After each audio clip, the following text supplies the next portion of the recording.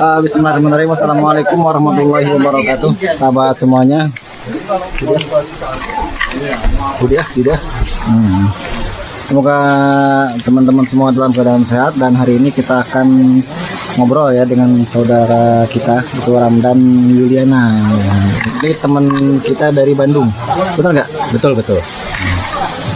Nah, kita mau nanya ini Pak Ramdan, apakah beliau ini punya, saya yakin semua orang pasti punya pengalaman yang membuat di awalnya dia kecewa dengan takdir gitu ya, kecewa dengan takdir, gimana kok bisa begini begitu, dan bertahun-tahun kemudian atau dengan berjalannya waktu, kadang-kadang dia baru menyadari bahwa takdir buruk itulah yang membawa dia kepada kebaikan gitu.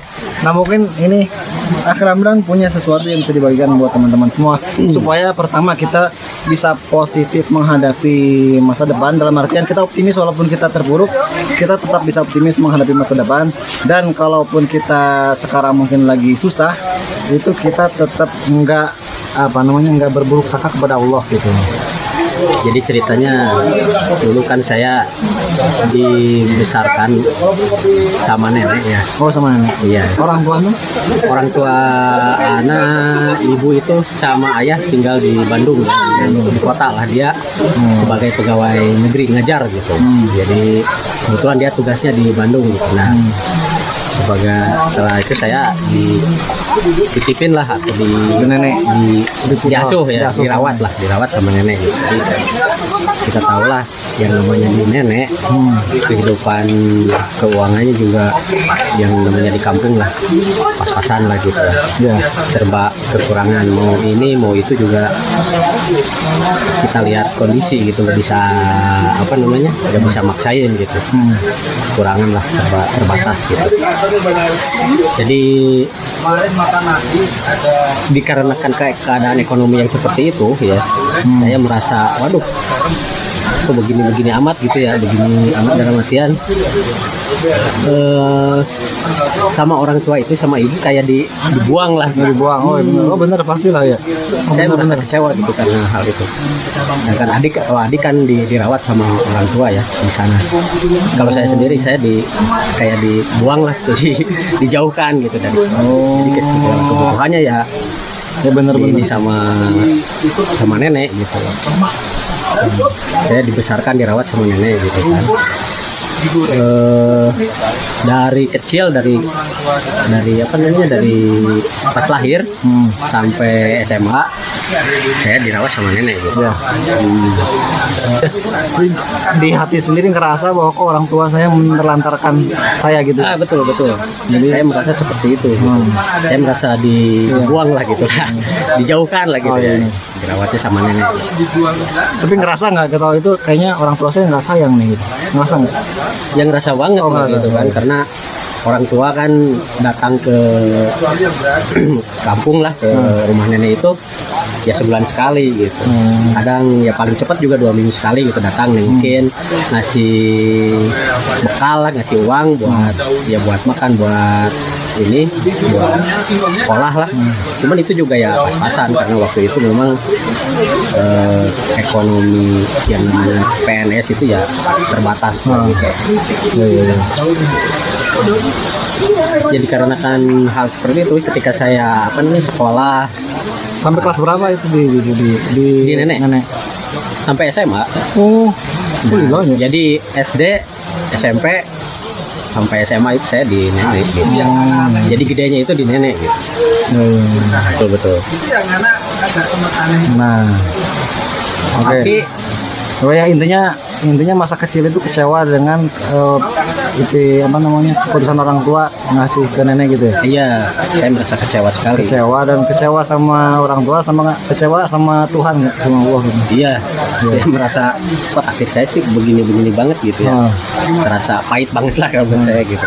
Kenapa saya nggak mendapat kasih sayang dari ibu, kasih sayang dari bapak gitu. Cuman ya kasih sayang itu dari nenek saja. Nah, sekarang baru terasa gimana? Tapi alhamdulillah gitu kan.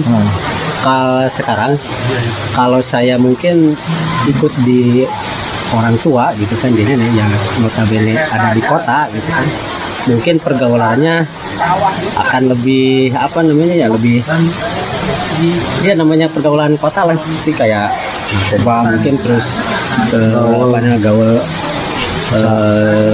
pacaran, terus apa namanya kenakalan main seperti itulah. Mungkin lebih mudah gitu. Tapi kalau sama nenek ya, karena mungkin kondisi keuangan nenek ya, ekonomi lah. Ketika saya mau apa namanya, mau main juga, main kemana ini kan, yang namanya main juga harus, kalau yang keren-keren itu harus butuh biaya gitu kan. Itu bekalnya dari mana nih? Nggak bisa gitu kan, terbatas, sangat terbatas sekali. Sekolah juga seperti itu, dikasih bekalnya cukup buat ongkos kendaraan saja gitu, pulang pergi sudah gitu. Jadi nggak ada main-main dulu setelah sekolah? Nggak ada sama sekali. Nah dulu kan kecewa dengan keadaan seperti itu. Nah, sekarang jadi alhamdulillah sebenarnya. Bisa jadi itu disyukuri ya. Nah, apa namanya, setelah seperti itu saya merenung gitu, seperti sekarang alhamdulillah. Kalau mungkin gitu, kalau dulu saya ikut sama orang tua dengan apa namanya, ekonomi yang bercukupan gitu, Bu, ini tinggal dikasih, minta ini dikasih gitu kan, mungkin saya tidak akan bisa menjadi seperti ini. Ini dan bisa ikut di lembaga dakwah lah ya sekarang ini. Saya lihat teman-teman saya yang seangkatan saya, yang dia hidupnya sama orang tua gitu, dengan ekonomi yang cukupan, karena waktu itu banyak apa namanya, narkoba itu kayak seperti ganja. Waktu itu waktu anak saya yang alami pas SMA itu yang paling gampang itu ganja sama obat-obatan pil BK. Orang bilang waktu itu dados lah gitu. Dados itu gampang sekali gitu kan, kayak seperti beli permen lah gitu. Bahkan ditawarin atau makainya juga udah kayak pakai rokok biasa yang namanya ganja itu di pinggir jalan atau di sekolah juga banyak yang pakai gitu. Dan itu sangat murah sekali waktu itu harganya, bisa seharga satu mangkok mie ayam itu bisa dapat dua linting ganja waktu itu. Murah ya? Sangat murah sekali, mungkin ya karena promosi. Yang pertama promosi, yang kedua mungkin ya nyari pasar isi bandarnya itu. Tapi alhamdulillah karena saya memang tidak punya uang ya tidak kebeli gitu ya.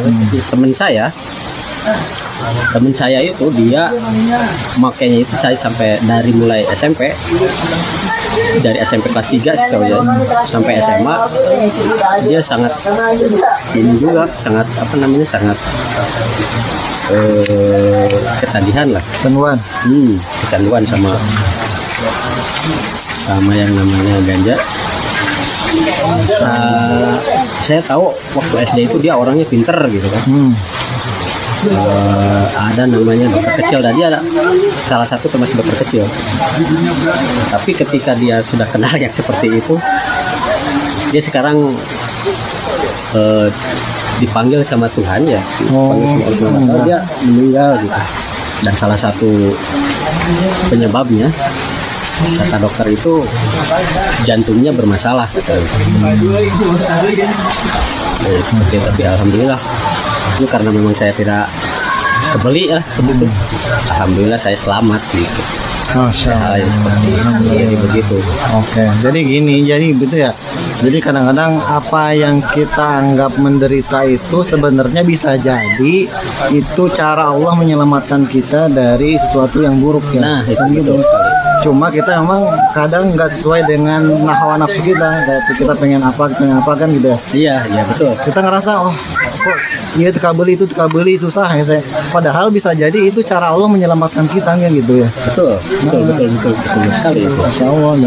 Jangan buat teman-teman semua yang ngerasa apa namanya kehidupannya susah, ini dilarang itu dilarang, atau ini nggak mampu itu nggak mampu. Bisa jadi itu cara Allah menyelamatkan kita semua dari perbuatan yang buruk, menjerumuskan kita kepada keburukan. Nah, Karena